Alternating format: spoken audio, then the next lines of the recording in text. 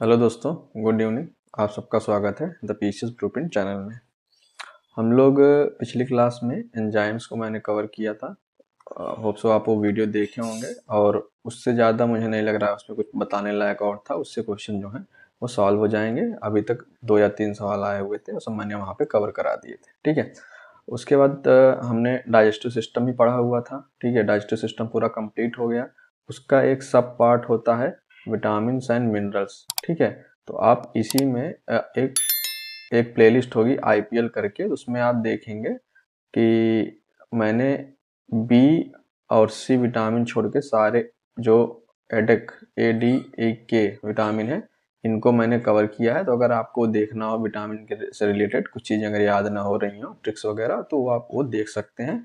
उसको मैं इसी प्लेलिस्ट में ऐड कर दूंगा उस वीडियो को। ठीक है, तो आपके पास एक जगह पूरा हो जाएगा। ठीक है, तो ये दो चीज़ें हमारी कंप्लीट हो गई हैं। एंजाइम से एक अलग पार्ट था थोड़ा बायोमोलिक्यूल्स का, इंपॉर्टेंट था, उसको मैंने कवर कर दिया। अब हम लोग आज नेक्स्ट चैप्टर शुरू करेंगे रेस्पिरेटरी सिस्टम से। ठीक है, ये चैप्टर पढ़ाने को बहुत लेंदी हो सकता है, बहुत बड़ा है, थोड़ा कॉम्प्लेक्स भी है। ठीक है, लेकिन हमको उतना ही पढ़ना है जितना हमारे एग्जाम के लिए रेलेवेंट हो। ठीक है, ज़्यादा इसमें पीएचडी करने नहीं बैठेंगे। जैसे क्वेश्चन आते हैं और जिस टाइप के क्वेश्चन आते हैं उसी इसके इर्द गिर्द में आपको पढ़ाऊंगा। सोर्स आपको पता ही है, एनसीईआरटी और लूसेंट। ठीक है, बाकी क्वेश्चन प्रैक्टिस के लिए घटना चक्र। ठीक है, इसको हम लोग यहाँ पे कवर कर रहे हैं। ठीक है, तो सबसे पहले आज स्टार्ट करते हैं रेस्पिरेटरी सिस्टम। अब रेस्पिरेटरी सिस्टम मतलब क्या? सांस लेने। ठीक है, इसको हम बोलते हैं ब्रीदिंग। ठीक है, या इसको कह सकते हैं ब्रीदिंग, यानी सांस लेने की जो क्रिया है, प्रक्रिया है, वो हमारे बॉडी में कैसे होती है उसको हम समझेंगे। ठीक है, इस चैप्टर में जैसे डाइजेस्टिव सिस्टम में हमने क्या देखा कि हमने फूड खाया वो कैसे उसका डाइजेशन हुआ, फिर उसका एसिमिलेशन हुआ, फिर उसका एक्सक्रीशन हुआ। ठीक है, ये सेम वही प्रोसेस रेस्पिरेटरी सिस्टम में कौन कौन से ऑर्गन जो है इन्वॉल्व होते हैं। ठीक है, उन ऑर्गन का एक एक मेन फंक्शन क्या होता है। ठीक, और कैसे इसमें गैसेस का एक्सचेंज होता है, जो सबसे मेन इंपॉर्टेंट टॉपिक इसमें यही है। क्वेश्चन इसी पे आया हुआ है ज़्यादा। ठीक है, तो स्टार्ट करते हैं इसको।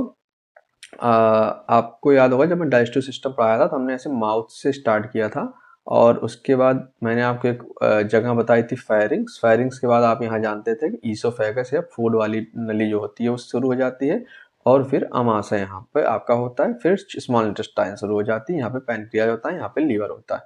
ठीक उसी तरह इसका भी एक सीक्वेंस है। ठीक है, रेस्पिरेटरी सिस्टम का।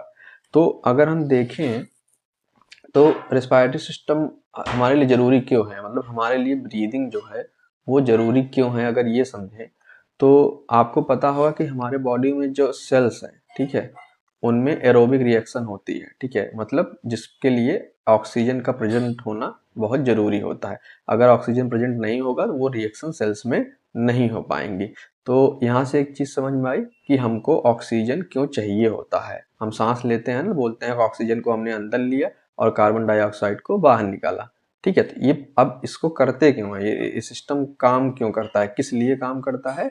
तो जो हमारी सेल्स हैं वो अपना फंक्शन प्रॉपरली कर सकें, इसलिए जो हमको O2 चाहिए होता है और CO2 बैड होता है हमारे हेल्थ के लिए, तो CO2 को हम उसको एक्सपायरेशन के थ्रू निकाल देते हैं बाहर। ठीक, यानी सांस बाहर जब छोड़ते हैं तो CO2 बाहर आ जाता है। ठीक है, जो हमारे ब्लड में मिक्स होता है। ठीक है, तो इसलिए रेस्पिरेटरी सिस्टम या ब्रीदिंग सिस्टम जो है इसका मेन फंक्शन यही होता है। मतलब एक लाइन में समझे कि जो एटमॉस्फेरिक ऑक्सीजन है, यानी जो हमारे इर्द गिर्द हवा में जो हमारे ऑक्सीजन है उसको हम एक पैसेज के थ्रू अंदर करते हैं और उसी पैसेज से CO2 को बाहर एटमॉस्फेयर में छोड़ देते हैं। ठीक है, अब इनमें कौन कौन से इन्वॉल्व होते हैं ऑर्गन्स, उसको हम लोग एक बार अच्छे से करके देख लेते हैं। ठीक है, उससे पहले थोड़ी सी एक्स्ट्रा जानकारी। आप आपने गिल्स का नाम सुना होगा। ठीक है, जैसे आपने पढ़ा होगा कि जो मछलियां होती हैं वो गिल्स से रिस्पायरेशन करती हैं। ठीक है, यानी उनके यहाँ अगर उनको रिस्पायरेशन करना है, उनको ब्रीदिंग करना है, तो उनके लिए जो ऑर्गन है वो क्या है? गिल्स है। ठीक है, क्या है? गिल्स। ठीक है, ये याद रखना है कि फिश जो है वो गिल्स से रेस्पिरेशन करती हैं। उसके अलावा जितने भी वर्टिब्रेट हैं, amphibian, reptiles, birds and mammals, ये किसके थ्रू करते हैं? ये लंग्स के थ्रू रिस्पायरेशन करते हैं। ये चीज आपको यहाँ पे याद रखनी है, पूछा जा सकता है। जैसे पूछता है ना कि फिश में कितने चैम्बर हार्ट होते हैं, ठीक है, तो ऐसे किसी दिन ये भी पूछ सकता है कि गिल्स से कौन कौन एक्सचेंज करता है गैसेस का, ठीक है, तो हमको ये याद रखना है यहाँ पे। एम्फीबियंस में आप एक जानते होंगे कि एम्फीबिया फ्रॉग, ठीक है, तो फ्रॉग जो है ये स्किन से भी रिस्पायरेशन करता है, ठीक है। इस वाले स्किन से जो रिस्पायरेशन होता है इसको हम लोग बोलते हैं क्यूटेनियस रिस्पायरेशन, ठीक है। तो ये इतना चीज आपको थोड़ा एक्स्ट्रा याद रखनी है कि गिल्स से केवल, अगर पूछे गिल्स से तो केवल फिश में, और लंग्स से तो amphibia, reptiles, birds and mammal जो हैं वो लंग्स के थ्रू करते हैं, ठीक है। तो हमारे रेस्पिरेटरी सिस्टम में कुल आपको यहाँ पे कुछ ऑर्गन दिख रहे होंगे, ठीक है, nasal cavity, nose, mouth, larynx, left ना, ठीक है। तो हम लोग एक एक करके इसको समझते हैं। सबसे पहले जो एटमॉस्फेरिक एयर है वो किसके थ्रू एंटर होगी? जो हमारे नॉस्ट्रिल्स हैं, ठीक है। नॉस्ट्रिल्स मतलब क्या? कि जो हमारा नोज का सबसे बाहरी ओपन पार्ट है वो दो होते हैं, ठीक है, दो नॉस्ट्रिल्स होते हैं हमारे यहाँ, ठीक। तो हम उन्हीं दोनों नॉस्ट्रिल से एयर को जो है वो अंदर की तरफ लेते हैं। एयर में ऑक्सीजन भी प्रेजेंट है आपके, CO2 भी प्रेजेंट है आपके, ठीक है। तो एयर जो है वो नॉस्ट्रिल्स के थ्रू कहाँ पे पहुंच गई? नोज में, ठीक है। तो आंतरिक भाग, ठीक है, अंदर वाला जो पार्ट है वो हमारा क्या कहलाएगा? नोज, ठीक है। और एंटर कहाँ से हुआ? नेजल नॉस्ट्रिल से एंटर हुआ, ठीक है। उसके बाद यहाँ पे नेजल आएगा, नाक नोज में आएगा, ठीक है, नाक पे। उसके बाद यहाँ से ये नेजल पैसेज के थ्रू फायरिंग्स में आ जाएगा, ठीक है। कहाँ पे आ जाएगा? फायरिंग्स में। अब मैंने आपको डाइजेस्टिव सिस्टम में बताया था कि यहाँ पे एक कॉमन पैसेज होता है जिसको बोलते हैं फायरिंग्स, या थ्रोट बोल सकते हो आप सिंपल लैंग्वेज में समझने के लिए। जो हमारे जीभ जहाँ खत्म होती है उसके पीछे वाला जो हिस्सा दिखता है हमको, जहाँ पे यूवला आपको दिखेगा, ऊपर जो लटका हुआ एक ऑर्गन होता है, उस एरिया को हम लोग फायरिंग्स बोलते हैं। अब इसी फायरिंग से एक निकलती है सांस की नली, एक निकलती है खाने की नली, ठीक है, इसी कॉमन पैसेज से, ठीक है, ये है। तो यहीं से एक सांस की नली निकलेगी, एक यहाँ से खाने की नली निकलेगी। अब खाने की नली यानी ईसोफेगस, तो ईसोफेगस के बारे में हमने पढ़ लिया है, ठीक है। हम अब फायरिंग से आगे बढ़ेंगे रिस्पायरेटरी सिस्टम की तरफ। तो फायरिंग्स के बाद आपको यहाँ पे एक ऑर्गन दिखेगा, लैरिंग्स, ठीक है।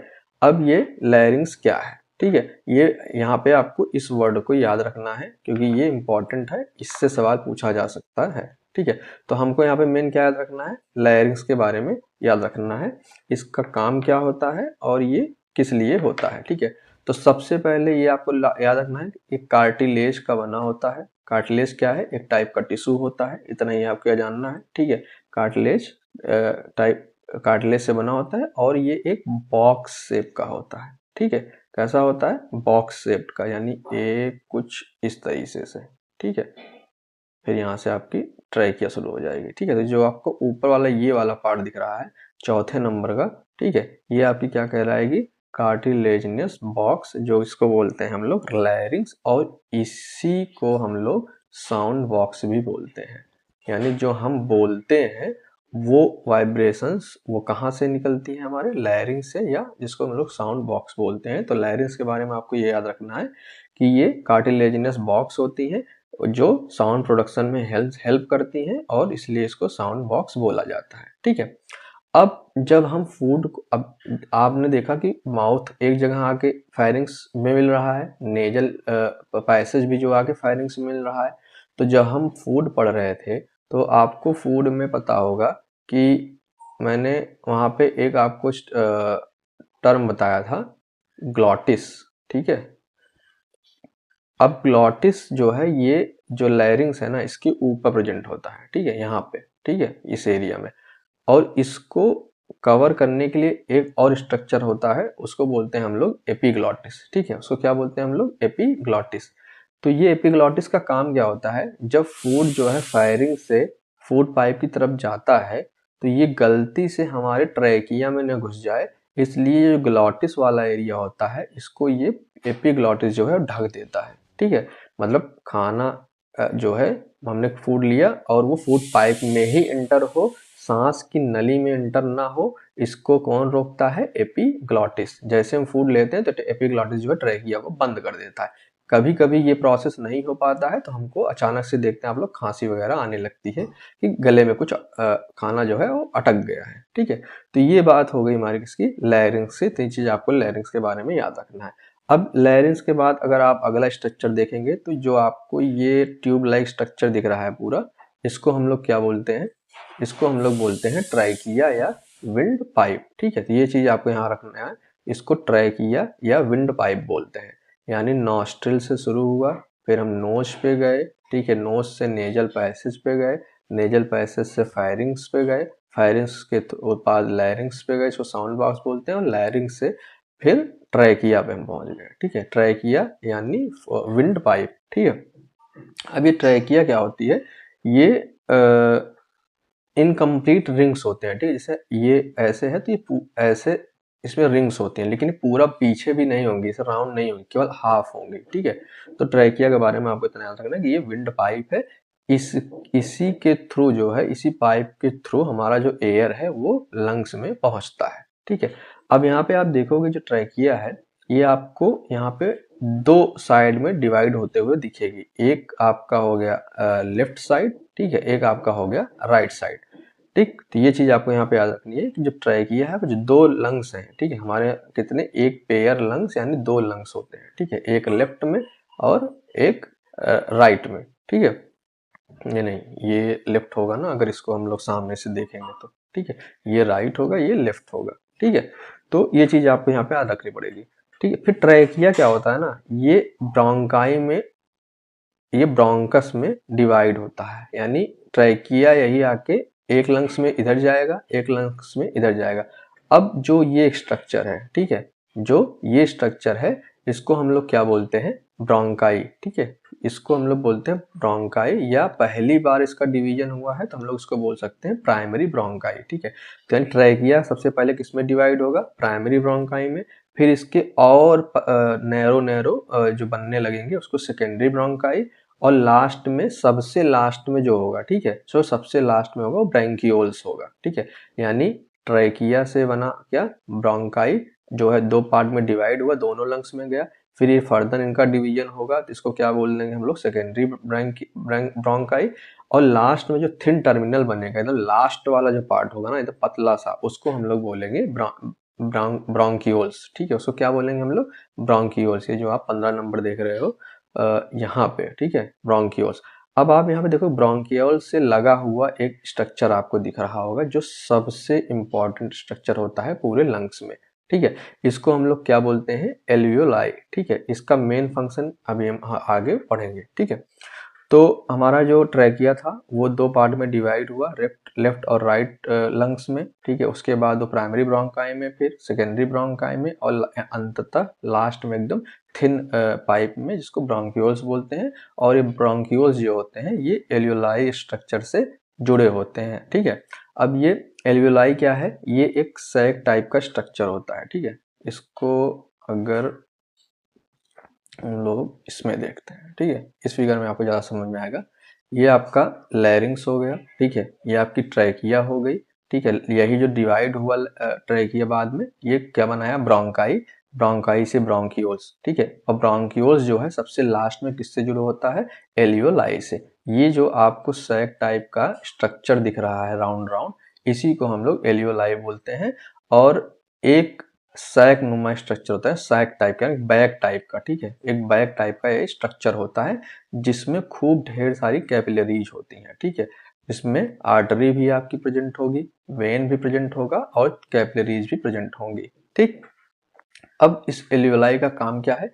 यहीं पे आपका सबसे इंपॉर्टेंट चीज होता है, जिसको हम लोग बोलते हैं गैसियस एक्सचेंज। ठीक है, तो अगर आपसे पूछे कि ह्यूमन रिस्पायरेटरी सिस्टम में गैसियस एक्सचेंज कहाँ पे होता है, ठीक है, क्या गैसियस एक्सचेंज कहाँ पे होता है, तो आप क्या बताएंगे? एल्वियोलाई। ठीक है, या एल्वियोलर सैक में। ठीक है, तो आपको ये वाला ऑर्गन बहुत अच्छे से याद रखना है। ठीक है, और लैरिंग्स को साउंड बॉक्स बोलते हैं, ये वाला चीज आपको याद रखना है। ठीक, और जैसे मैंने आपको जो पैसेज जो रूट बताया है, वो रूट भी आपको याद रखना है कि इसके बाद ये आएगा, इसके बाद ये आएगा, इसके बाद ये आएगा। ठीक है, तो इसका लास्ट स्ट्रक्चर जो होता है, ये बैग लाइक स्ट्रक्चर जो एल्वियोलाई है, यही इसका लास्ट जो है।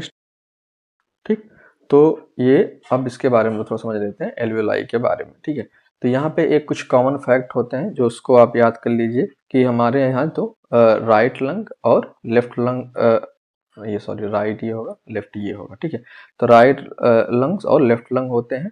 ठीक, और ये थोरैकिक कैविटी में जो चेस्ट है हमारा, उसमें ये एयर टाइट चैम्बर में बंधे होते हैं। ठीक है, तो जो राइट वाला लंग्स है, ठीक है, आपको याद रखना है कि जो राइट लंग्स है वो ज़्यादा बिगर होता है और जो लेफ्ट वाला है वो राइट वाले से छोटा होता है। ठीक है, अब छोटा क्यों होता है? क्योंकि आपको पता है लेफ्ट साइड ही आपका यहाँ पे हार्ट जो है लाई करता है, यानी जो आपका हार्ट है वो थोड़ा बाईं तरफ टिल्टेड होता है, इसलिए जो लेफ्ट आपका लंग्स है वो थोड़ा छोटा होता है और राइट लंग्स जो है आपका वो बड़ा होता है। ठीक है, अब इसको एक चीज मुझे यहाँ बतानी है कि ये एयर टाइट चैम्बर में होता है। कैसे होता है मैं आपको बताता हूँ। ठीक है, जैसे आप ये स्ट्रक्चर देख रहे होगे, तो पहले मैं इसमें एक्स्ट्रा चीजें हटा देता हूँ, थोड़ा क्लियर दिखेगा आपको।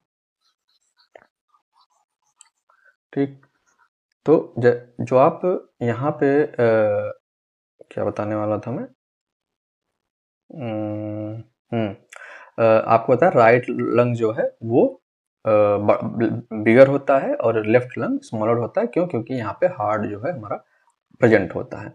अब आप यहाँ पे देखोगे कि एक सबसे नीचे इसके डोम शेप का एक स्ट्रक्चर होता है। डोम शेप यानी इस तरीके से, ये लंग्स के सबसे नीचे होता है। ठीक है, इसको हम लोग क्या बोलते हैं? डायाफ्राम। ठीक है, इसका इंपॉर्टेंट रोल होता है रेस्पायरेशन में जब हम लोग ब्रीदिंग करते हैं। ठीक है, उसके बाद आपको कवर इस तरफ से पूरा कवर किए हुए क्या दिखेगी आपको?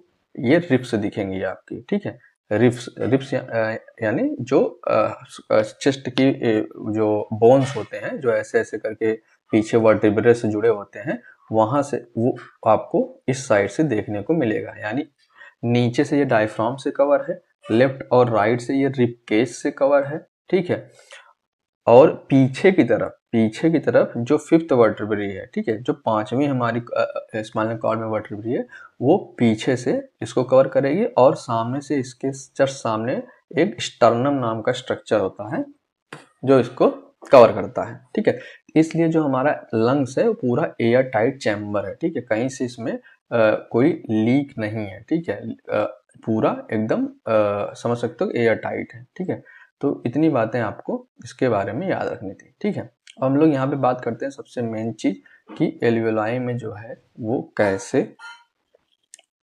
गैसियस एक्सचेंज होता है। ठीक है, तो वो थोड़ा आप ब्रीफ में समझो। हार्ट जो है, ठीक है, मान लो हमारा ये हार्ट है, ठीक, और इससे प्योर ब्लड और इम्प्योर ब्लड, ठीक है, ये पंप करता है। ठीक है, हार्ट का मेन फंक्शन क्या है? ये ब्लड को पंप करता है ताकि हमारे पूरे बॉडी में फैल सके। ठीक, तो हमारे ब्लड में आपको O2 भी देखने को मिलेगा और CO2 भी देखने को मिलेगा। ठीक है, अब क्योंकि हमारे सेल्स को ऑक्सीजन चाहिए और CO2 नहीं चाहिए, ठीक है, तो कोई ऐसा फंक्शन हो जो O2 को बाहर के एटमॉस्फेयर से अंदर ले और अंदर वाले CO2 को बाहर के एटमॉस्फेयर में छोड़ दे। ठीक है, तो ये पूरा फंक्शन कहाँ पे होता है? आपके एल्वियोलाई स्ट्रक्चर में होता है। ठीक है, अब होता कैसे? हमने सांस लिया, ठीक है, सांस लिया तो हमने O2 को अंदर किया, ऑक्सीजन जो है हमारा लेयरिंग से होता हुआ ट्रैकिया में गया, ट्रैकिया से प्राइमरी ब्रोंकाई में गया, ब्रोंकाई से कहाँ पे गया? ब्रोंक्यूल्स में, ब्रोंक्यूल से फिर कहाँ चला गया? ये एल्वियोलाई में। अब एल्वियोलाई में ही गैसेस का डिफ्यूजन होगा, यानी जो ब्लड में, ठीक है, जो आपको यहाँ पे कैपिलरीज दिख रही हैं, आर्ट्स वेन्स, आर्टरी वेन्स दिख रही हैं, इसमें जो CO2 प्रेजेंट होगा ये किस में चला जाएगा? एल्वियोलाई में। और जो एल्वियोलाई में ऑक्सीजन प्रेजेंट होगा वो किस में आ जाएगा? वो ब्लड में आ जाएगा। ठीक है, तो इस हिसाब से, इस तरीके से आपका जो एक्सचेंज होता है वो यहाँ पे एल्वियोलाई स्ट्रक्चर में आपको देखने को मिलेगा। तो सबसे मेन पार्ट जो है वो हम कह सकते हैं कि जो हमारे रेस्पिरेटरी एक्सचेंज पार्ट के लिए सबसे मेन स्ट्रक्चर जो है वो आपका क्या हो गया? एल्वियोलाई, और इनमें जो डक्ट्स प्रेजेंट होती हैं। ठीक है, और बाकी के स्ट्रक्चर जो हो बचे वो क्या कहलाएंगे? वो कंडक्टिंग पार्ट कहलाएंगे। ठीक है, वो क्या कर रहे हैं, O2 को ऑक्सीजन को आने में हेल्प कर रहे हैं, ठीक है, और उनका कोई काम नहीं है, पैसेज बना हुआ है, उसके थ्रू जो है वो एंटर करते हैं और यहाँ पे इसका एक्सचेंज जो है वो करते हैं, ठीक है। तो इतनी चीज आपको एल्वेलाई के बारे में याद रखनी है। अब यहाँ पे कुछ चीजें आपको टाइडल वॉल्यूम, ठीक है, रेजिडुअल वॉल्यूम, ऐसी भी चीजें मिलेंगी। अभी तक उस पर क्वेश्चन नहीं आया है तो इसलिए मैं उसको नहीं करा रहा हूँ। एक बार आप लूसेंट में पढ़ना, अगर वो नहीं समझ में आएगा तो कमेंट करके बता देना, तो मैं उसको भी कवर कर लूंगा, लेकिन अभी तक पूछा नहीं है तो मैं उस चीज को यहाँ पे एक्सप्लेन नहीं करूंगा, ठीक है।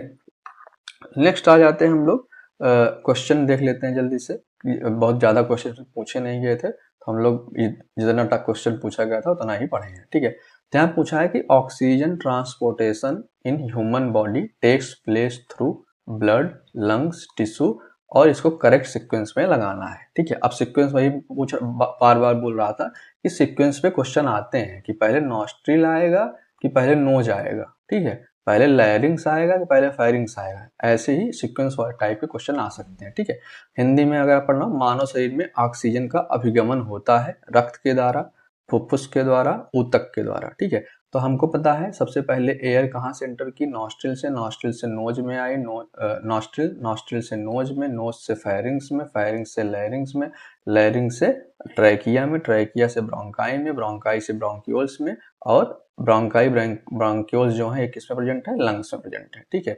फिर यहाँ पे ब्रोंक्यूल्स पे एल्वियोलाई स्ट्रक्चर थे जिन्होंने O2 को ब्लड में ट्रांसपोर्ट कर दिया और CO2 को अपने अंदर लेके फिर उसको बाहर इसी पैसेज से निकाल दिया, ठीक है। तो अगर हम यहाँ पे हम लोग सीक्वेंस देखें तो सबसे पहले हमारा जो लंग्स है वो आएगा यहाँ पे, ठीक है, क्योंकि बाकी चीज नहीं दी हुई तो डायरेक्ट लंग्स से शुरू करेंगे। अब लंग्स में ही हमारा एक्सचेंज होता है गैसियस का, किसके साथ होता है, ब्लड जो हमारी होती है, ठीक है, ब्लड के साथ हमारा एक्सचेंज होता है।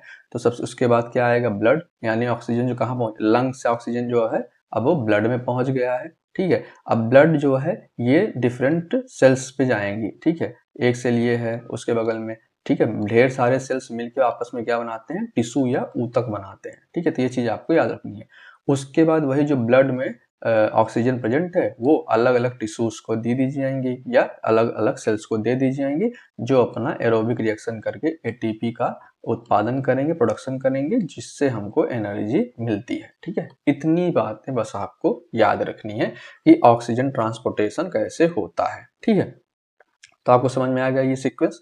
और नेक्स्ट क्वेश्चन देखते हैं हम लोग, ये IAS का क्वेश्चन था, ऐसे पुराने क्वेश्चन अब आने लगे हैं, ठीक है। थोड़ा एक्सप्लेनेशन देखें यहाँ पे क्या दिया हुआ है कि 3 मेजर इवेंट होते हैं, अब taking off oxygen from the air to the lungs, ये आपको पूरा प्रोसेस पता है कैसे लंग्स तक हमारा एयर पहुंचता है। फिर transporting that oxygen in the blood, ये भी आपको पता है कि कहाँ होता है और कैसे होता है, ठीक है। फिर delivering the oxygen to cells and tissue throughout the body, body किसके थ्रू, ब्लड के थ्रू हमारा ये पूरा ट्रांसपोर्टेशन होता है ऑक्सीजन का, ठीक है। उसके बाद नेक्स्ट क्वेश्चन देखते हैं, when there is a decrease in the concentration of oxygen in the blood the rate of breathing, ठीक है।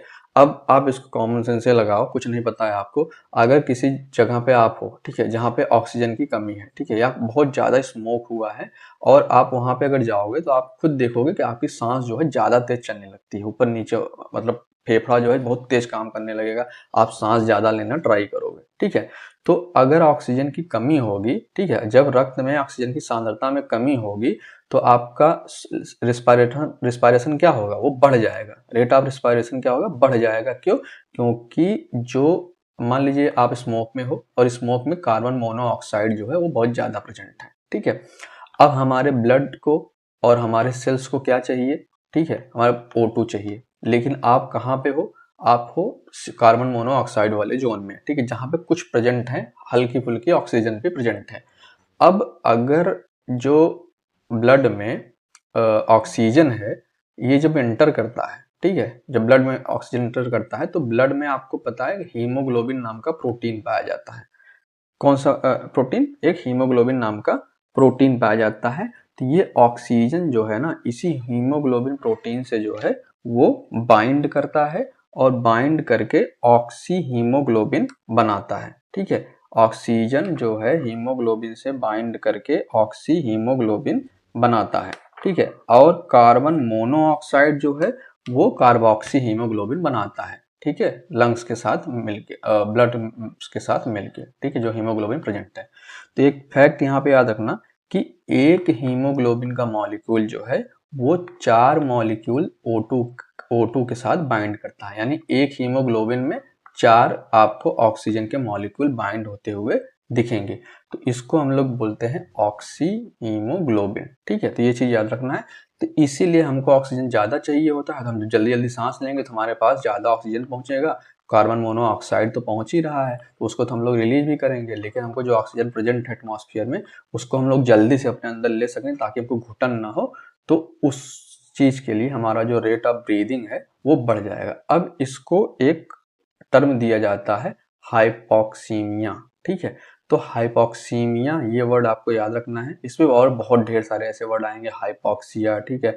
ये सब मैं एक 2-3 मिनट के वीडियो में पूरे जितने इस टाइप के वर्ड्स होते हैं ना, इसको टर्म जो होते हैं इसको मैं आपको समझा दूंगा।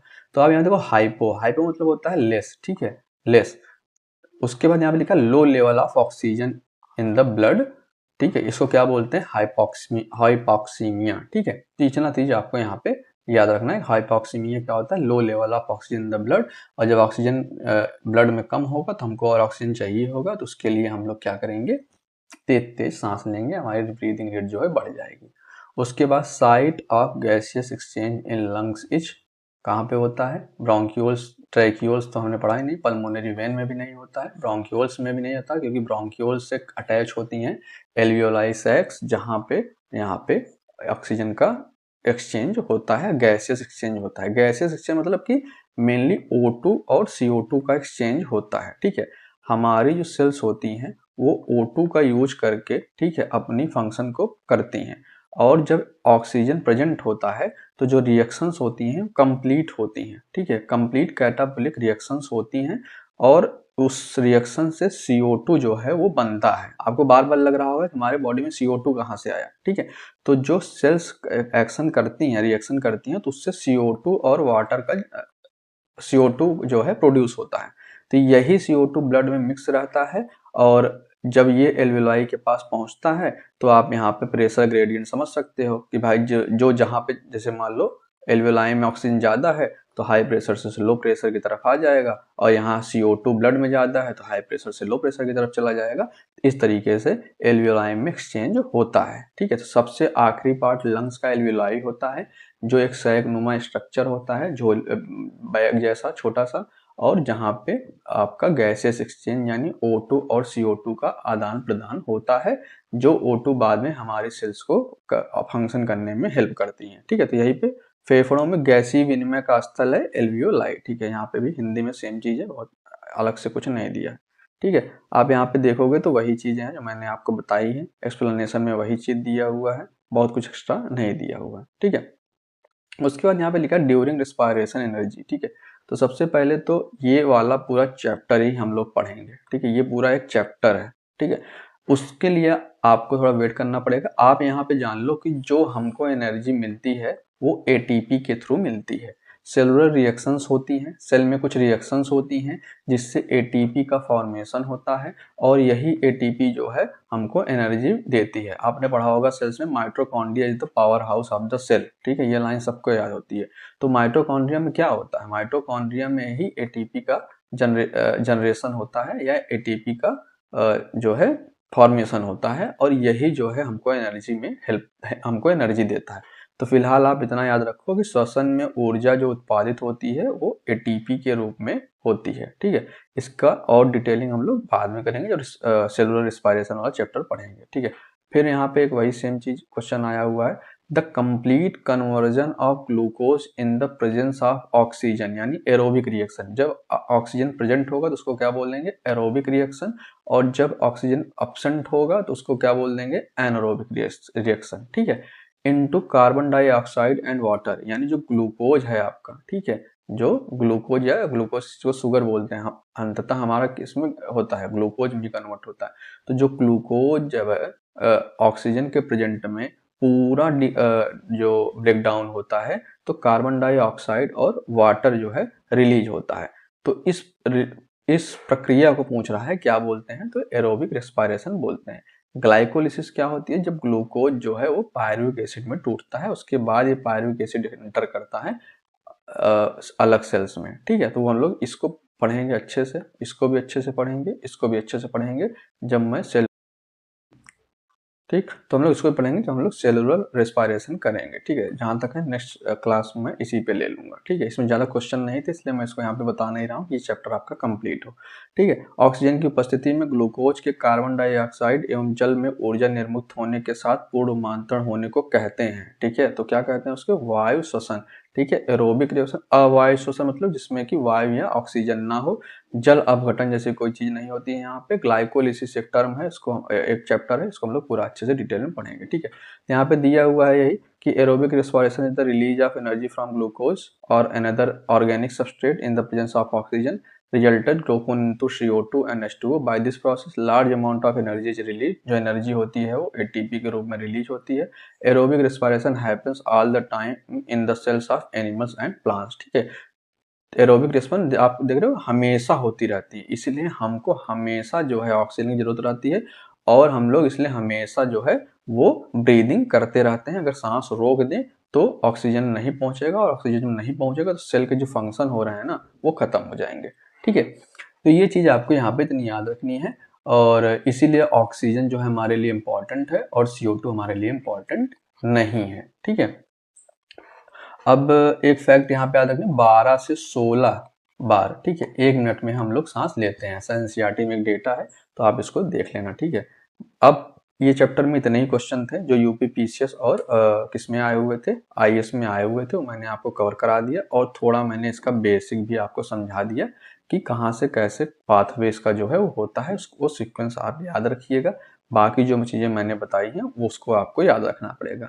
हीमोग्लोबिन जो ऑक्सीजन से बाइंड करता है तो ऑक्सी हीमोग्लोबिन बनाता है। ठीक है, और जब हीमोग्लोबिन जो है आपका कार्बन डाइऑक्साइड से मिलेगा तो इसको क्या बोलते हैं, कार्बामिनो हीमोग्लोबिन। ठीक है, तो ये चीज आपको याद रखना है। अब एक चीज यहाँ पे और याद हो सकता है, मान लीजिए कभी CO2 जो है ना वो ब्लड के थ्रू, ठीक है, ब्लड के थ्रू यानी हीमोग्लोबिन के थ्रू वो केवल 20 से 25% जो है वो एक्सचेंज होता है। ठीक है, ब्लड के थ्रू जो है 20 से 25% तरीके पार्ट जो है परसेंट जो है वो एक्सचेंज होता है। ठीक है, बाकी जो है वो बाई कार्बोनेट के फॉर्म में होता है। ठीक है, बाई कार्बोनेट का मतलब HCO3, ठीक है, या H2CO3, ठीक है, बाई कार्बोनेट मतलब। ठीक है, अब यहाँ पे एक एंजाइम काम करता है कार्बोनिक एनहाइड्रेज। ठीक है, ये बहुत जरूरी नहीं है, पूछेगा नहीं लेकिन जान लीजिए। ठीक है, तो कार्बोनिक एनहाइड्रेट जो होता है ना ये CO2 और H2O को ये किस में कर देता है, बाई कार्बोनेट में कन्वर्ट कर देता है यानी H2CO3 में, और यही कार्बोनिक एनहाइड्रेट जो है यही इसको फिर HCO3 आयन और H+ आयन में तोड़ देता है। ठीक है, तो ये एक रिवर्सिबल रिएक्शन होती है, ये उल्टी भी हो सकती है, इस साइड भी हो सकती है, उस साइड भी हो सकती है। ठीक है, ये चीज थोड़ा इतना यहाँ पे आपको CO2 के बारे में याद रखना है। ठीक, तो इसको आप लोग जो लूसेंट से पढ़िएगा। ठीक है, जनरल साइंस वाली लूसेंट से। अगर कुछ चीजें नई आपको दिखे, डाउट आया, नहीं समझ में आ रहा है, ठीक है, PYQ तो मैंने करा ही दिए हैं। ठीक, अगर उससे कुछ दिक्कत हो तो आप मुझे कमेंट करके या टेलीग्राम चैनल ज्वाइन कर लीजिए, उस पर मैसेज कर दीजिएगा तो मैं आपका वो प्रॉब्लम जो है, डाउट जो है सॉल्व कर दूंगा। ठीक है, तो आज के लिए इतना ही। अगर आपको कंटेंट अच्छा लगता है मेरा तो सब्सक्राइब करिए और द पीसीएस ब्लूप्रिंट को सब्सक्राइब करिए और लाइक जरूर कर दिया करिए वीडियो पे। ठीक है, बहुत इंपॉर्टेंट क्लास है ये। जो साइंस को इग्नोर करते हैं वो है 4-5 नंबर जो है हमेशा कट ऑफ से रुक जाते हैं, इसलिए साइंस को इग्नोर मत करिए। अच्छे से डिटेल में पढ़ा रहा हूँ जितना जरूरी है, तो हो सकता है आपका इससे जो एक्यूरेसी है, अभी जो आप 10 क्वेश्चन सही करके आ रहे हो सकता है 15 से 20 क्वेश्चन सही करके आओ। ठीक है, इसको आप बस थोड़ा ध्यान से सुनते रहिए। ठीक है, तो मिलते हैं आपको नेक्स्ट क्लास में।